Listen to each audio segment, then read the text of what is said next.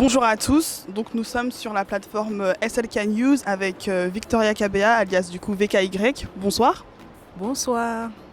Donc aujourd'hui on a prévu de vous parler de son livre qui est sorti sur la mort de Loïc Kamoudjan, dans lequel le célèbre rappeur MHD est impliqué. Donc elle va nous développer non seulement ce qu'elle a écrit sur son livre, nous donner toutes ses réflexions, mais avant ça je vais lui demander de se présenter pour en savoir un peu plus du coup sur qui elle est, sur sa personne, vu que c'est une auteure qui a écrit différents livres. Du coup, est-ce que tu peux te présenter? Ouais, moi c'est VKY, c'est le nom sous lequel je signe. Victoria Kabea, je suis franco-belge.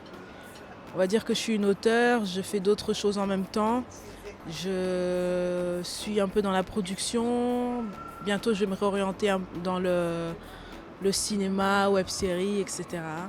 Et ma principale activité, c'est d'écrire des bouquins, quoi. Donc j'en ai publié, je crois, 7 ou 8 l'année dernière, dont un livre que j'avais écrit sur Booba. J'ai oublié le titre d'ailleurs, là, ça me revient plus, sur le post-colonialisme et l'œuvre de Booba. Donc voilà quoi, je m'intéresse plus à des œuvres qui traitent de la diaspora et surtout l'homme noir, voilà, dans la société. L'homme noir masculin. Alors tu as décidé donc d'écrire ce livre. Est-ce que tu peux nous dire déjà la première chose, pourquoi ce thème en fait? Pourquoi est-ce que tu as choisi d'écrire sur la mort de Loïc Kamoudjan? Déjà tout d'abord, moi, le centre principal de mes ouvrages, c'est toujours l'homme noir. Donc pas l'homme noir avec un grand H, donc l'être humain, la masculinité noire. Donc ce qui m'a frappé dans cette histoire, c'est que j'ai été touchée par l'indifférence en fait de la communauté noire face au manque de réaction en fait, face à notre absence de réaction après l'annonce de la mort de Loïc et surtout à la vue de la diffusion des images du lynchage qui étaient particulièrement violentes. C'était un lynchage quoi. Donc beaucoup de gens m'ont accusé d'avoir été une opportuniste et d'avoir écrit cet ouvrage seulement parce que le rappeur MHD était mentionné, ce qui est faux. Ce qui est complètement faux parce que dans le bouquin, quand vous le lirez, vous vous rendrez compte que je parle uniquement de la victime et qu'à travers son récit, à travers son histoire personnelle, je veux pousser le lecteur à une réflexion et à se demander comment nous, en tant que Noirs, on peut arriver à un tel manque d'empathie face au décès de bon nombre de nos confrères. Maintenant, le titre du livre, Le sang de Loïc Kamoudjan, c'est un clin d'œil à un livre américain qui s'appelle The Blood of Emmett Till. Et Emmett Till, c'était un jeune noir américain qui avait été lynché par des blancs après avoir été faussement accusé d'avoir touché une femme blanche. Et c'est par rapport au contexte du lynchage que j'ai repris ce titre en fait. Voilà. Donc c'était un peu comme un hommage à Emmett Till aussi. Et est-ce que tu as eu du soutien? Du coup, parce que tu dis que malheureusement, la communauté n'a pas forcément en fait véhiculé ou s'est peut-être senti concerné par cette mort. Est-ce que tu as eu du soutien? Parce que tu parles aussi de différentes associations. Est-ce que tu t'es senti soutenue? Absolument pas. Absolument pas. Et je pense que l'absence de soutien était renforcée par le fait que le nom de MHD était que MHD était impliqué dans l'affaire. Aujourd'hui, nous on a des éléments sur l'enquête, mais tant que la justice n'a pas parlé, on ne peut pas se permettre de dire un tel ou un tel est coupable. Moi j'avais voulu faire ce livre et c'est pour ça que je me suis battue contre toutes les personnes qui voulaient nous mettre des bâtons dans les roues. Moi j'ai voulu mettre la victime au centre. C'était ça le but principal, dire qui était Loïc, d'où il venait, pourquoi il s'est retrouvé SDF, pourquoi il est mort dans ces conditions, etc. Mais oui, effectivement, on n'a pas été soutenu. Dans cette histoire, on a été, on va dire que 3 ou 4. Je rends d'ailleurs hommage à ma collègue Awa, avec qui on s'est soutenus l'une et l'autre pour que justice soit un peu faite et pour qu'on puisse enfin parler de Loïc. J'aimerais dire que le manque de soutien est tel qu'aujourd'hui, je n'ai pas une seule photo de Loïc, donc je ne sais même pas à quoi le garçon ressemble. J'ai seulement une peinture qu'on a faite de lui qui est une reproduction exacte d'une photo, mais j'ai aucune photo du gamin, quoi. Et pourtant, les personnes qui étaient responsables et qui m'ont promis de m'envoyer des photos ne l'ont pas fait sciemment, juste pour me mettre des bâtons dans les roues, quoi. Donc, Et pourquoi tu penses que des personnes en fait n'auraient pas voulu du coup en fait te soutenir par rapport à la mort de Loïc? Parce qu'on parle quand même de la mort d'un individu, d'une personne de la communauté. Pourquoi en fait ces bâtons dans les roues? Pourquoi ces choses-là? parce qu'il y a eu, je me suis rendu compte, au début, moi, je voulais fédérer beaucoup de gens du quartier pour qu'on essaie de trouver une solution. Mais je me suis rendu compte que beaucoup de personnes étaient en fait opportunistes et cherchaient simplement à s'accaparer l'histoire de Loïc parce qu'un rappeur célèbre serait impliqué dans l'affaire. Tu vois? Et ces personnes-là, malheureusement, elles sont nombreuses. Quand il y a une opportunité de gloire, entre guillemets, ces personnes-là, elles ne sont pas forcément chaudes, entre guillemets, pour partager leurs infos, pour être dans le partage, quoi. C'est plus l'individualisme qui prime et pas l'échange, quoi. Et c'est à ce genre d'individus que j'ai été confrontée, quoi. Et ces gens-là, en fait, m'ont encore plus retardé dans mes recherches, quoi. Parce que j'ai eu beaucoup de promesses, j'ai perdu beaucoup de temps à attendre pour finalement rien avoir, quoi. Donc tout ce que j'ai reçu, c'était grâce au témoignage de Hawa. Est-ce que tu peux nous expliquer, Victoria, qui est Hawa? Ouais. Hawa, c'est la personne avec qui c'est ma gossure, celle avec qui j'ai travaillé à l'association. On était vraiment les deux seuls, on s'est battus pour que le livre sur Loïc soit fini. Et en fait, la maman d'Hawa, elle est dans une association qui s'appelle Denaba, que je salue, qui est composée de mamans ouest-africaines qui tiennent un restaurant du lundi ouvert tous les lundis et les vendredis à Belleville et destiné donc aux gens du quartier, etc. Et ces mamans-là, elles ont toujours été dans une lutte visant à résister à la violence intercommunautaire dans leur quartier. Et on va dire que Hawa, comme c'est la fille de l'une des mamans, elle représente la génération plus jeune en fait de cette fraction-là. Et elle, en fait, elle veut mettre en place plusieurs événements pour divertir les jeunes et les empêcher de sombrer dans les gangs et dans la violence intercommunautaire. Donc elle a été vraiment mon soutien principal et on a vraiment été toujours en contact. On s'est battu pour que l'histoire de Loïc avance. Et elle a connu Loïc.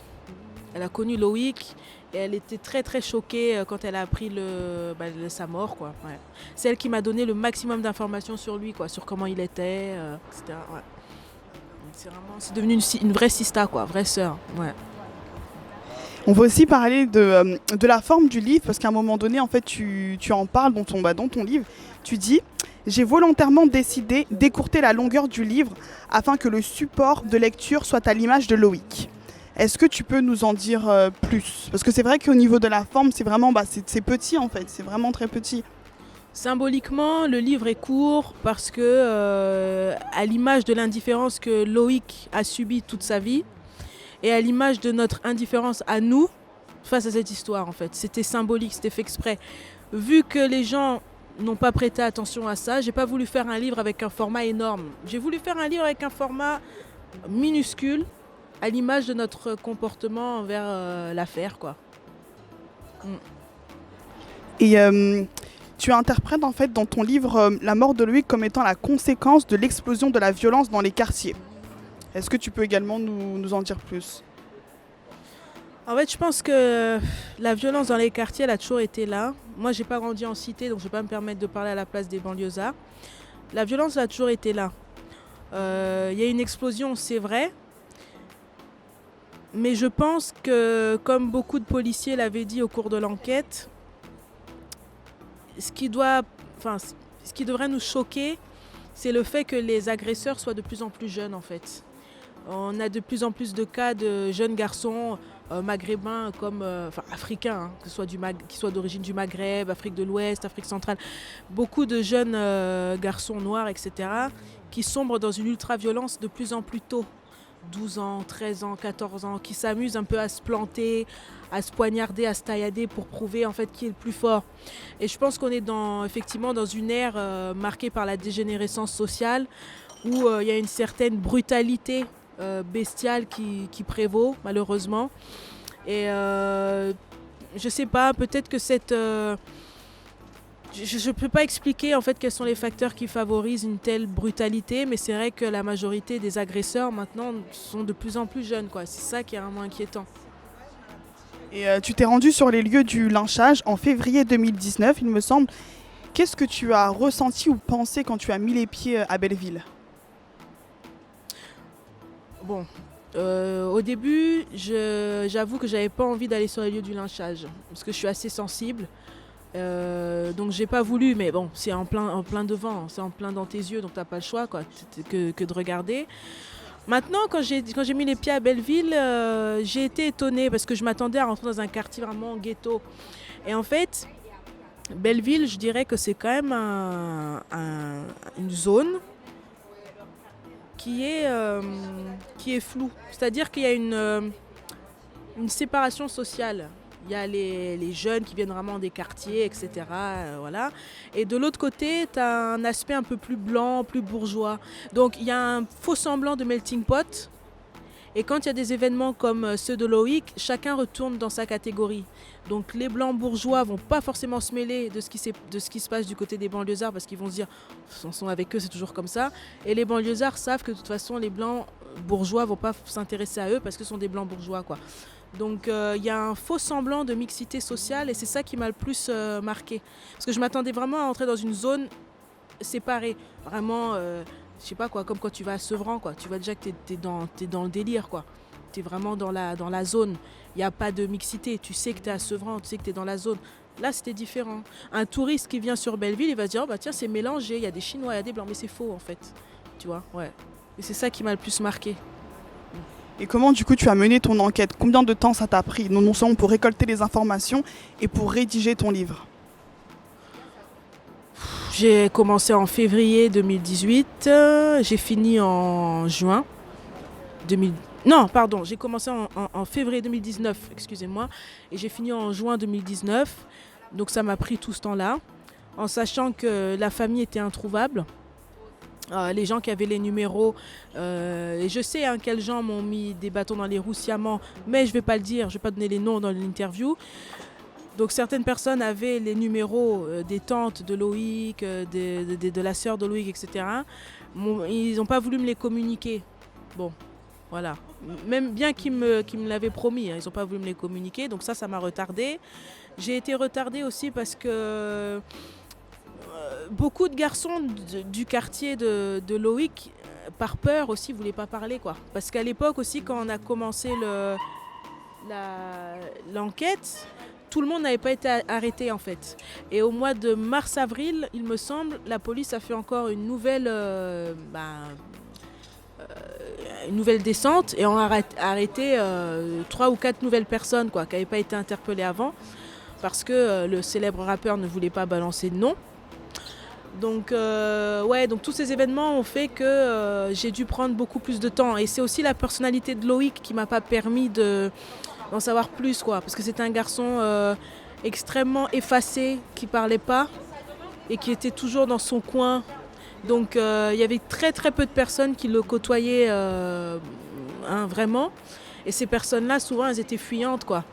Donc j'ai dû me battre avec le peu d'informations que j'avais pour faire un portrait, voilà. Et quels sont les ressources que tu as eues, si tu en as eu bien sûr, par rapport au livre? Ouais, des gens qui m'ont envoyé, en fait il y a 2 catégories, il y en a qui sont fâchés parce que j'attaque beaucoup la communauté noire dedans. D'ailleurs, il faudrait qu'on en parle de ces attaques. Si, hein. Donc il y en a qui sont révoltés parce qu'ils se reconnaissent quoi, face à l'indifférence, l'hypocrisie, dans le choix de la révolte. Ok, je vais en parler tout à l'heure. Et il y en a qui m'ont dit qu'ils étaient touchés, quoi. Parce que je parle pas du rappeur, c'est vraiment de Loïc, de qui il était, d'où il venait. Et beaucoup de gens étaient touchés par le... Moi, voilà, je te le dis, moi, ce qui me casse le plus dans cette histoire, c'est le fait que voilà, le garçon est mort dans la nuit du samedi au dimanche. Et le lundi qui suivait, en fait, il devait commencer un nouveau travail, quoi. Il était SDF. Il dormait dans une cage d'escalier insalubre. J'ai les photos d'ailleurs sur mon Instagram pendant 1 an et demi, etc. Donc comme un animal. Et il y avait certains voisins, donc la gardienne et une voisine de chez son oncle, qui a demandé à son fils de trouver un travail à Loïc. Donc il avait trouvé un emploi dans la restauration, mais il est mort avant, quoi. Et il était sur le point aussi de trouver un nouveau logement. Donc il était sur le point de s'en sortir et il s'est fait tuer, quoi. Et c'est ça qui me... J'évite d'y penser, souvent les larmes me viennent, quoi. Mais bon, qu'est-ce que tu veux. Du coup, qu'est-ce que tu reproches à la communauté noire, mais d'abord aux médias noirs français, avant de parler de la communauté, parce que tu en parles également dans ton livre. Du coup, qu'est-ce que tu reproches aux médias noirs français dans le traitement de l'affaire de Loïc? Je pense que les médias afro-français sont hypocrites, du moins les médias qui veulent être mainstream, hein. Je ne parle pas des journalistes indépendants comme toi ou autres. Je pense que ces médias veulent rouler pour eux.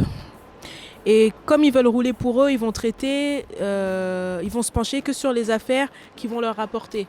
Ce qui rapporte aujourd'hui, à cause du contexte socio-historique, pour nous les Noirs français, c'est quoi? C'est tout ce qui est en rapport avec la colonisation, l'esclavage. Pourquoi? Parce qu'on en subit les conséquences avec le racisme, le contrôle aux faciès, etc. Donc on va dire que tous les événements qui excitent un peu ce passé historique-là, ça fait vendre. Maintenant, tout ce qui se rapporte à la violence intercommunautaire, ça fait pas vendre, quoi.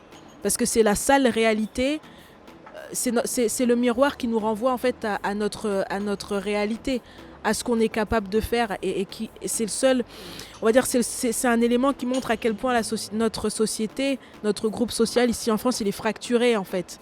Parce qu'il y a plus de cas, je pense, de violence intercommunautaire que de policiers blancs qui viennent tabasser des noirs. Attention, je ne suis pas en train de dire que les abus de la police n'existent pas. Attention, je ne suis pas en train de dire ça. Mais ce que je veux dire, c'est que nos frères s'entretuent davantage que l'inverse. Tu vois ? Mais ça n'intéresse pas les gens parce qu'il n'y a pas de pouvoir, il n'y a pas d'argent en jeu, il n'y a pas de reconnaissance en jeu.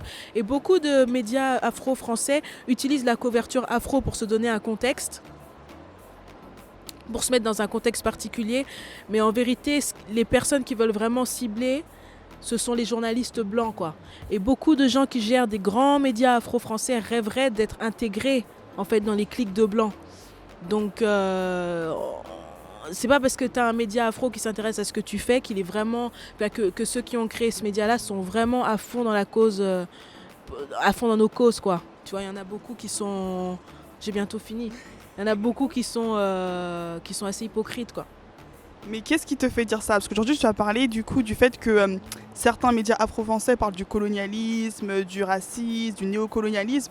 Est-ce que tu ne penses pas que dans l'ère dans laquelle on est, c'est plutôt parce qu'on a envie, du moins les médias afro-français veulent plutôt en fait raconter l'histoire, mettre en lumière en fait des choses que parfois en fait on n'a pas entendu parler à l'école de cette manière-là. Tu ne penses pas qu'il y a plutôt l'aspect où il y a un retour en fait à nos origines, un retour aux sources qui fait que c'est plus mis en avant? Tu ne penses pas qu'il y a cet aspect-là aussi dans... Un retour aux sources en parlant de Beyoncé et de Jay-Z qui est devenu milliardaire. C'est ça aujourd'hui, tu regardes les no-filles. Ouais, voilà, j'ai dit les noms. Moi, je dis les noms parce qu'eux, ils savent déjà, de toute façon, que je ne les porte pas dans mon cœur. Donc, tu vois les no-filles, les machins, etc. C'est quoi? C'est Jay-Z, premier milliardaire, ok, cool. Je veux dire, Jay-Z qui a vendu du crack à sa communauté noire dans les années 80, donc c'est un exemple pour vous, ok, génial. Beyoncé, Rihanna, enfin des gens qui sont complètement déconnectés de notre réalité, quoi. Pour moi, enfin, ça n'a pas de sens. Ça devrait même pas être par des médias comme ça qu'on devrait connaître notre histoire. Déjà, tu devrais connaître ton histoire par tes parents. Ce sont tes parents, tes proches directs qui devraient te transmettre l'histoire, ton identité, qui tu es. C'est-à-dire qu'on sait tous que la plupart de ces médias-là, afro-français mainstream, du moins qui veulent être mainstream, leur but principal, c'est d'être acceptés dans la clique journalistique blanche, en fait, qui nous domine. Je pense que bon, y a pas de mal à ça. Si ton ambition c'est d'être accepté par les PPDA, etc. En tant que journaliste, c'est pas bon, je suis pas journaliste moi. Enfin vite fait, c'est louable si c'est vraiment ça ton désir. Mais le fait d'utiliser les causes afro comme couverture pour cacher cette ambition en fait qui est un peu malhonnête en ce qui nous concerne nous Africains. C'est un problème, quoi. Et j'ai remarqué que j'ai contacté ces médias-là pour leur dire que j'avais écrit sur l'affaire, etc. Et ils savaient en fait ce que j'écrivais dans le livre, de quoi il était question, mais ils ont eu une réticence. C'était pas par rapport à la qualité du bouquin, il était très bien écrit, etc. Mais ils ont eu une réticence parce que quelque part, ça les freine un peu dans leur quête d'acceptation par les médias. Le problème, en fait, c'est que je passe un peu du coq à l'âne, mais on parle souvent de les médias afro qui veulent nous défendre. Ces médias afro-là, ils veulent nous défendre parce que pour le moment, ils n'ont pas encore le pouvoir. Ils sont en train de créer leur propre plateforme. Ils veulent avoir leur pouvoir. Maintenant, une fois qu'ils vont accéder au pouvoir, est-ce que les cas comme les Loïc, est-ce que les cas comme les Yannick, parce qu'il y a un autre petit qui a été assassiné dans le même quartier que Loïc, qui s'appelait Yannick aussi, est-ce que les petits qui s'assassinent entre eux, là, les petits noirs, est-ce que ça va les intéresser? Je ne pense pas. Parce que si là, déjà maintenant, avec le peu de miettes qu'ils ont, ils ignorent les Loïc, c'est pas une fois arrivés au stade des PPDA qu'ils vont davantage s'en intéresser, en fait. Donc j'ai compris que le domaine afro, c'est juste une couverture qu'on utilise pour cacher parfois l'individualisme de certains, quoi, tu vois. Et qu'est-ce que t'ont répondu les médias afro-français? Parce que tu dis du coup, ils n'ont pas forcément reçu ton livre, ou du moins ils n'en ont pas parlé. Pour quelles raisons? En fait, moi, le problème, c'est qu'ils en parlent ou qu'ils en parlent pas, je m'en bats les reins, parce que j'ai toujours tout fait toute seule et j'ai besoin de personne. Par contre, ce que moi je leur ai reproché, c'est leur hypocrisie. C'est-à-dire qu'eux, ils cherchent les vues. C'est normal, c'est des journalistes. Ils vont chercher les vues et étant malhonnêtes, ils vont se pencher que sur les histoires qui vont susciter une certaine excitation. Là, moi, c'est plus moi ce que j'avais à leur reprocher, c'était le deux poids deux mesures, quoi. Quand il s'agit d'affaires comme celle d'Adama Traoré, ils sont là, mais quand c'est la violence intercommunautaire, il n'y a plus personne, quoi. Et c'est toujours dans une optique commerciale, en fait, que ces gens-là travaillent. Donc ils vont toujours traiter des affaires qui vont leur apporter, quoi. Il ne faut pas oublier aussi que l'affaire de Loïc, elle implique Enfin, il y a quand même un rappeur célèbre qui est dans l'histoire. Donc les médias vont toujours prendre parti pour le puissant, on va dire, que pour un petit... Tu penses qu'il y a une crainte du coup de certains médias qui n'ont pas osé parler de cette affaire comme il fallait? Bien sûr. Parce que déjà, ce rappeur, il a quand même beaucoup de soutien, il a quand même beaucoup d'appui. Même son avocate, j'ai oublié son nom, mais il a une avocate qui avait traité plusieurs affaires de terrorisme, etc. Donc les gens qui l'entourent dans sa maison de disques ne sont pas n'importe qui, tu vois. Donc c'est un gars qui a du poids. Et je pense que beaucoup de médias aussi ont peur de parler de cette histoire-là, par crainte d'être attaqués en justice ou de subir, je sais pas, une certaine intimidation dans la rue, je sais pas, je pense. Ouais. Et est-ce que toi, tu as subi des intimidations à la suite de la publication de ce livre? Donc, pas pour le moment, non. Non. Et pour revenir sur le contenu du livre, à un moment, tu parles de l'homme noir, du poids qui pèse sur les épaules de l'homme noir, quand tu t'adresses en fait à Loïc, quand tu parles de Loïc. Est-ce que tu peux nous en dire plus sur ce thème aussi? Ouais, en fait, c'est que ce qui est assez intéressant dans l'histoire de Loïc, j'enlève le meurtre. C'est qu'avant de mourir, il faut s'intéresser aux différentes facettes du garçon. Il a eu une courte vie, il a vécu que 23 ans sur cette terre, mais ces 23 ans cristallisent tous les problèmes communautaires qui nous affligent. Dans l'histoire de Loïc, il y a le problème parce qu'il est né au Cameroun. Il a été envoyé en France à un très jeune âge, il me semble.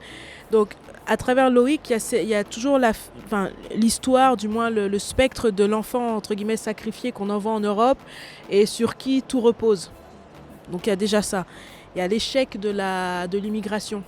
Parce que l'histoire de Loïc, c'est toujours dans un contexte migratoire lié à la France-Afrique, etc., où, à cause de la pauvreté en Afrique, on fait venir les enfants en Europe dans l'espoir de... Voilà. Bon. L'histoire de Loïc, c'est aussi la dépression donc, en tant que maladie chez les jeunes garçons noirs. Parce qu'à la fin de sa vie, Loïc commençait à sombrer dans une dépression nerveuse terrible. Et il y a certaines personnes qui ont témoigné, qui ont dit qu'il commençait à sombrer dans un début de folie. Parce qu'il vivait dans une précarité qui était insupportable, quoi. Donc, quatrièmement, il y a la précarité en elle-même parce qu'il était SDF, et cinquièmement il y a effectivement le poids qui pèse sur les hommes noirs, où ces garçons sont forcés de toujours réussir, quoi. Et tout autour d'eux tombe en ruine, mais eux ils doivent absolument tenir sur leurs deux pieds, tenir debout, persévérer, mais ils sont que des êtres humains, quoi. Donc les hommes noirs, on leur apprend à supprimer leurs émotions, à supprimer leurs souffrances pour être des rocs sans... bah, voilà, dénués de tout lien affectif. Et Loïc, c'était ça, quoi. C'était un garçon qui s'est vu sombrer, en fait, qui s'est retrouvé impuissant, qui a dû s'en vouloir lui-même du fait de ne pas avoir réussi à avoir une vie convenable. Parce que ce que je tiens à rappeler aussi, c'est que Loïc, c'était un garçon qui était surdoué. Il avait sauté plusieurs classes, il était très fort en mathématiques, de ce qu'on m'a dit, et il était censé faire de hautes études. Mais la dysfonction familiale et les problèmes migratoires, etc., ont fait qu'il n'a pas pu avoir la vie qui lui était destinée. Mais c'était pas un cancre, non, c'était un gars qui était extrêmement intelligent, quoi. Mais est-ce que du coup, parce que tu parles un peu de cet effet-là aussi dans le livre, est-ce qu'il a cherché de l'aide ou même pas? Est-ce que les associations en question, est-ce que les associations étaient au courant de sa situation? Est-ce qu'il y a eu une aide extérieure? Ce qui s'est passé, c'est que quand Loïc est décédé, il y a eu la marche qui avait été organisée par Aliou Bouné. Ouais, c'est ça, Aliou. Et beaucoup de gens, durant cette marche, ont été choqués. Et même des membres de l'association ont été choqués et ont appris que le gamin était SDF. Et donc ma collègue Awa, dont je t'ai parlé, elle a été extrêmement choquée parce qu'elle ne savait pas qu'il était SDF. Elle le voyait dans la rue avec les autres garçons, comme tu vois, les garçons noirs traînent en bande dans le quartier, etc. Elle le voyait assis dans la rue, etc. Mais elle ne pouvait pas s'imaginer parce qu'il était habillé comme tout le monde, il ne laissait rien transparaître.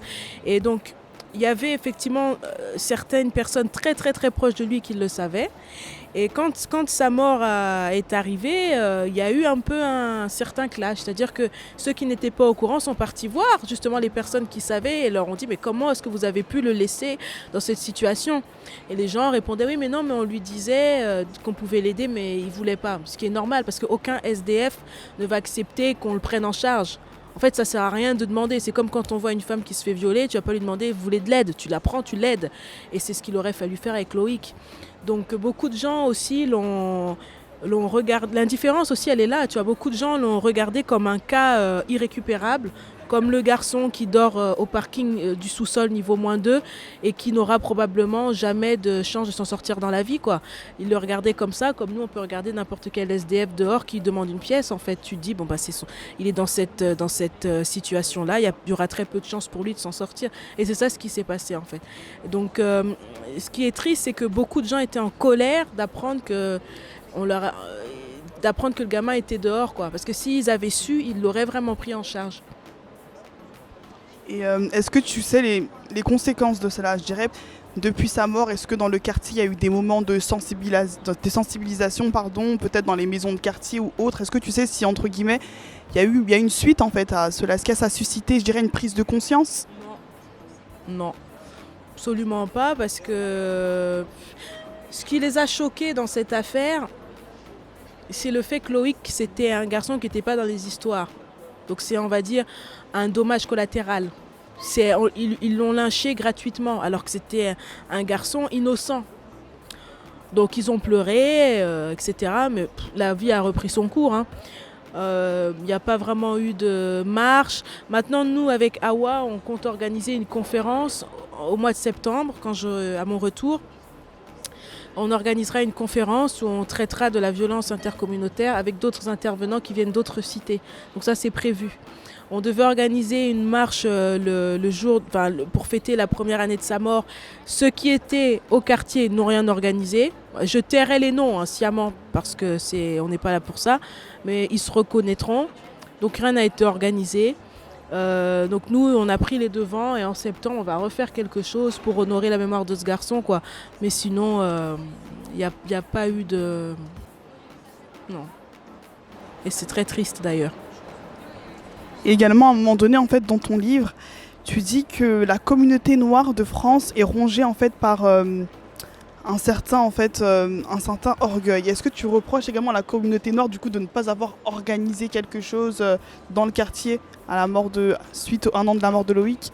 Ça montre déjà, parce que ça montre déjà à quel point on n'est absolument pas solidaire. Moi, je me souviens, c'était en 2006. J'étais je crois en troisième, ouais, je vais pas dire mon âge, mais bon bref, j'étais déjà bien grande quoi. Il y avait eu l'affaire Ilan Halimi là, tu te souviens? Voilà, bon. Tous les juifs séfarades sont descendus dans les rues en masse pour exiger la justice de leurs frères.